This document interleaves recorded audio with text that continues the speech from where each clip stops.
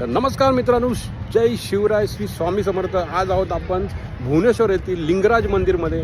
तर ह्या लिंगराज मंदिरमध्ये दर्शनाची पद्धत आणि इथे काय काय अलाउड आहे आणि काय काय नाही अलाउड आहे हे या रीलच्या माध्यमातून तुम्हाला नक्की सांगणार आहे. ओडिसा भुवनेश्वर येथे असणारं लिंगराज मंदिर हे आहे भुवनेश्वर रेल्वे स्टेशनपासून 5 किलोमीटर अंतरावर, तसंच भुवनेश्वर एअरपोर्टपासून 3 किलोमीटर अंतरावर 12 ज्योतिर्लिंगांचं राजा असणारं हे लिंगराज मंदिर आहे. प्राचीनकालीन सोमवंशी राजाने हे मंदिर स्थापित केलं होतं.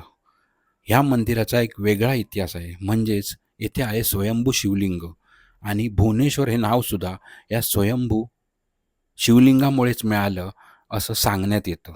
150हून अधिक शिवलिंग असलेला मंदिराचा परिसर अगदी पवित्र मानला जातो. येथे मोबाईल फोन, कॅमेरा तसेच चामड्याची कोणतीही वस्तू घेऊन जाण्यास सक्त मनाई आहे. ह्या मंदिराची पवित्रता राखण्याचा हा तिथल्या कमिटीचा प्रयत्न असेल. हे मंदिर प्राचीन असून या मंदिरामध्ये कलिंगा वास्तुकला तुम्हाला पाहायला मिळते. तर प्राचीनकालीन असलेलं हे शिव मंदिर 12 ज्योतिर्लिंगांचं राजा म्हणून ओळखलं जातं. तर 11व्या शतकातील हे मंदिर ओडिसा भुवनेश्वर स्थित आहे. तर भुवनेश्वरला नक्कीच एकदा भेट द्या.